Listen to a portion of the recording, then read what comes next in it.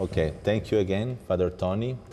I want to ask you some question about your biography and vocation.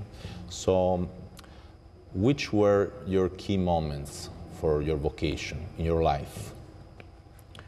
Key moments that I would relate to my vocation, there are several key moments, and that would be when I, in my personal discernment, I discovered that I believed I was being called toward the priesthood and religious life.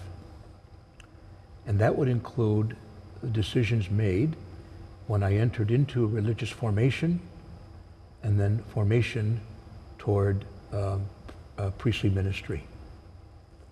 Along with that were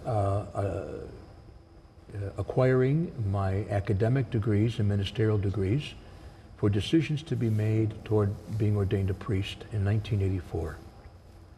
And along the way were decisions toward making religious vows, my simple vows and then my final vows.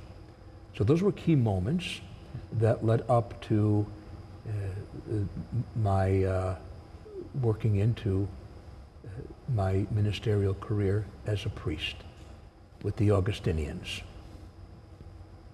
Okay, thank you very much. And how your Italian roots, your experience in Chicago, in Latin America, do you think shape your vision of the church? Well, I grew up in a Catholic household, so the foundation was already there. Both of my parents were children of immigrants. From my mom's side, from Campania, from my father's side, from Sicilia. And there was never a question about religious faith. Because what I discovered in all of that, there are three basic values that my mother and my father raised us in, which I believe are related to being of Italian descendancy.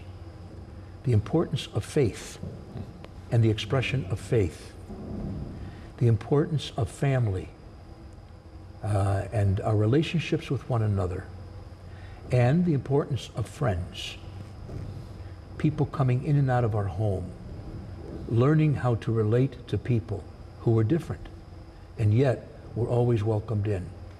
So there's an element of also hospitality that I've always related to my Italian background. Being Italian American, our home was always open to people. As a matter of fact, our home on that city block in Chicago was one of the most popular places for people to stop by to say hello and to greet my parents, who were always very good neighbors, and to this day, after their death, still greatly remembered and deeply loved. Wonderful. Wonderful experience. Yes, it is. And about the Antonio Augurusa Foundation, how you think the generative restitution models could guide the foundation mission? That's a wonderful question, because that's a foundational question. As I become more acquainted with the Fondazione, I am going to learn more from all of you and to accompany all of you on this journey of being able to identify perhaps those areas that will need the attention of the foundation and the values of the foundation toward achieving this particular goal. The idea and the concept of rather than being resentful or vindictive, but to respond with respect, to respond with love, to respond with charity, because charity is the action of love. That's where love is enfleshed. That's where love is incarnated. And that is going to contribute to this very beautiful objective and goal of the foundation, I believe. Thank you. So, how do you see the link between the house of peace and the city of God? That's a great question. I was reflecting on that. When St. Augustine wrote this seminal work of the City of God, of course, you know, colloquially, he calls the earthly city the city of man. And he calls the heavenly city the city of God. And his point in that beautiful work is that we find ourselves on this journey between this city and in the city that awaits us. But that city that awaits us is not a figment of our imagination.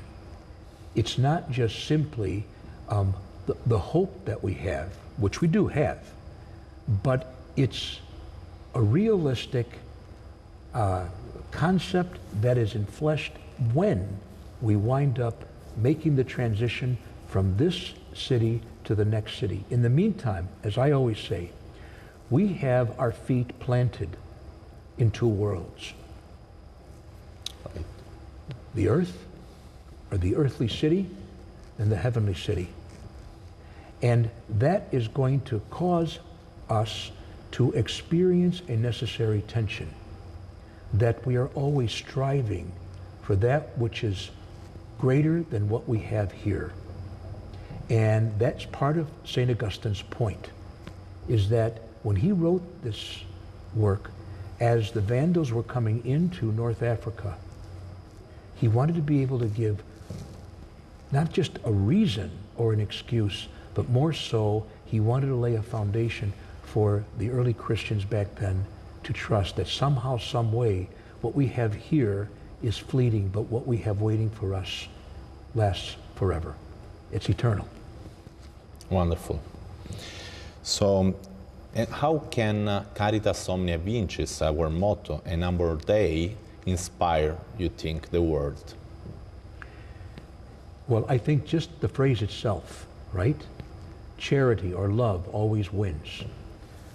I think if we really pay attention, not only to our sacred texts that we have in our Christian and Catholic tradition, but I think any good that has ever been done in the course of history that has been recorded, I mean genuine good, authentic good, is proof that love always wins. Or as I say, God always wins. Now we may try to negotiate with him. We may try to work things out in our own lives when we don't think things are going in the way that we want it to go. But that's an indication that sometimes our ego gets in the way for us to perhaps not be able to see that God's hand, his loving and merciful hand, has been slowly and gently guiding us and directing us and perhaps even pushing us. Thank you. So I want to ask you about Antonio, the ecclesial perspective too. So Antonio is seen as a witness of faith and generous love, a true messenger of peace. How can his memory grow in the church and society, in your opinion? I say we tell his story. We're good at storytelling, aren't we? And we need to have stories like Antonio's story, that even though it was a very brief life, this young man, even after his death, is helping to make an impact on our attitudes and our perspective on how life should be. Not just how life is, but to give us a goal to be able to look towards. And this is an ecclesial perspective. And Antonio, not having known him, having the honor of knowing him, but hopefully his story will indicate that so often God's love and the inspiration of the Spirit can be hidden even in the most unexpected people and unexpected circumstances and situations. And eventually God's face surfaces and reminds us he's been there the whole time. And Antonio has proved that in his short life because of what he wanted to accomplish by recognizing suffering and affliction and having that inclination to want to help to alleviate it. Isn't that God's mercy? Yes. I believe it is. God mercy. Thank you. So, why do people, in your opinion, compare his story to that of the other young witnesses of the faith? Well, I think that it's the way our minds work. We're always comparing and contrasting, aren't we? And God gave us this wonderful capacity to be able to critically think, right? And when we critically think, we begin to ask these fundamental questions regarding comparing and contrasting. And we need to do that because that helps us, I believe, to be able to move toward more clarity in the way we think and in the way we are, in the way we act, in the way we relate to people. So I think that this is a good thing. And I've already heard people comparing Antonio to the life of Carlo Acutis, who was a young man living his life seemingly normally and yet making a difference because he chose a path that may have been somewhat countercultural, but he was already committed to it. And that, I believe, is what Antonio, from what I understand, lived his life. Thank you. Thank you. So you have actually a personal relationship with the Pope, with Pope Leo. So I like to ask you something about that. I think could be interesting to tell him about Antonio's story. And what would you tell to the Pope about this Antonio story? I would say to him, Your Holiness, it's always good to be with you. But have you heard the story of Antonio Emanuele Augurusa? Let me tell you the story. I believe that he would listen attentively because having known him all of these years, and I'm one of many who have known him for many years, we would all agree he will listen carefully. He will drink in what he hears. And if he hears something that is going to be, that's going to relate to the gospel message, he will take it to heart. Because this is how he is. Because his goal in life is to be an example of service and to lead others to Christ. And we're going to continue to see this during his pontificate. We will also hear more out of him. His theology and how he will emphasize the importance of not only theology as theory, but theology as praxis. Because we put our faith with 2 feet on the ground. This is how we live our faith. We have to be practical with our faith. And this is how people will be able to listen and relate and resonate and hopefully will experience a form of transformation. Thank you. So what qualities make Pope Leo stand out and how would be responded by Antonio's story, in your opinion? So first of all, he's the first American Pope from my city, Chicago, our city, Chicago, right? He's the first Augustinian in the history of the church to be elected as Pope. So he brings a very wide perspective of what it means to be in communion with one another. It's not just about forming community. Community is important. That's an expression of our relationship with one another. This is where we find meaning when we can live together and we can pray together and we can share our stories, but also to lead us toward a deeper communion with one another and Christ. This was a very important value for St. Augustine because it's within that experience of communion that will compel us not only to be fed in our community as men of prayer and men of action, but also that's going to help us to be able to share this incredible value with the people of God. Wonderful. So if you had to describe him in one word, which would you choose? The Pope. The Holy Father. The Holy Father. Pragmatic, Pragmatic. Yes, he's holy. Yes, he's a man of prayer. Yes, he's a man of values and principle, and we can go on with a whole litany of descriptions. But you asked me a question, and I gave you my answer. I always found him to be pragmatic in his faith expression, pragmatic as a brother, pragmatic as a priest, a religious, a bishop, and now the pontiff. Thank you. So how does his pastoral vision connect with the Foundation project and our House of Peace? Well, I'll go all the way back to when he was announced after Habemus Papam, that when the doors of the loggia opened and Cardinal came out to announce his name, Robert Francis Prevost, in Latin, and then he came out to greet the crowds. First words out of his mouth were, "Peace be with you all."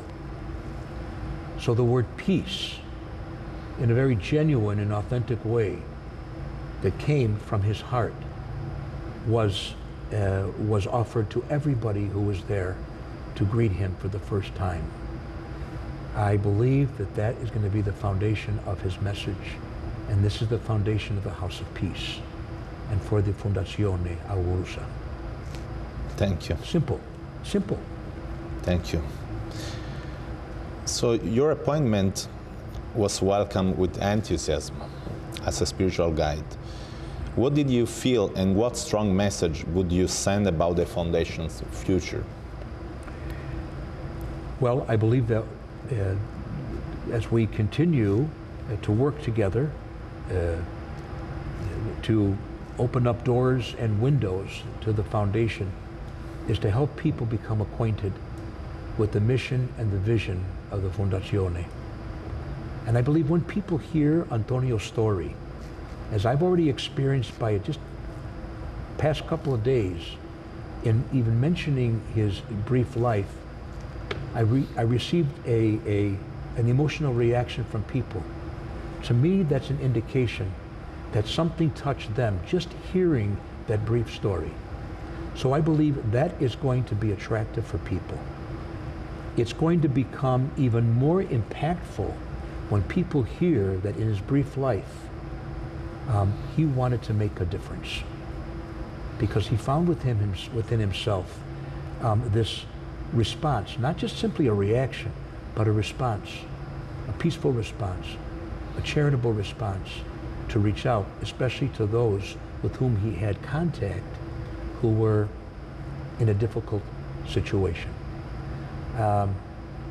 I believe people, for the most part, will resonate with this, because what are the two things that we want most in life? We want to be loved, and we want to love. Right. How do we bring all of this together? And I think the Fondazione can teach us how to do that. Thank you. And what concrete commitments do you feel called to take on for the community and young people as a spiritual guide? Yeah, I think, again, I think storytelling. Storytelling. We're very good at that. You know, we Christians, we Catholics are wonderful at storytelling. So I say we take advantage of this opportunity in a very good and positive way, because we have a lot of young people, and I would say most young people are searching for something in their lives to give them purpose, to give them meaning. And that's St. Augustine's story, is the search for truth, huh? It's searching, what is my place in this life? It's a very existential question. Right. What's my place? What's my purpose? And I think once we wind up getting a taste of that, to see that this is not just theory, this is practical and pragmatic message that we can share with people, and especially young people. But to emphasize, how is it that a young man like Antonio could have conceived of something so profound? Young people have that ability. Question is how can they tap into that and to be able to get in touch with that beautiful part of themselves that might be lying dormant. Right. Thank you, Father Tony. As a conclusion, I want to ask you a question, a personal question about your relationship with the Pope. Can you share a personal moment, story about him? Well, your path with. Sure. I've told this little anecdotal story before, but it was back in probably 1979 or 1980. We were both together in our house of formation in Chicago. I had just professed my simple vows with the order. He was already professed for 1 year. And I remember that after having made my vows, I, in my initial fervor, wanted to simplify my life. So I gave a number of things away. But I had one pair of shoes, and my only pair of shoes, that had holes in them.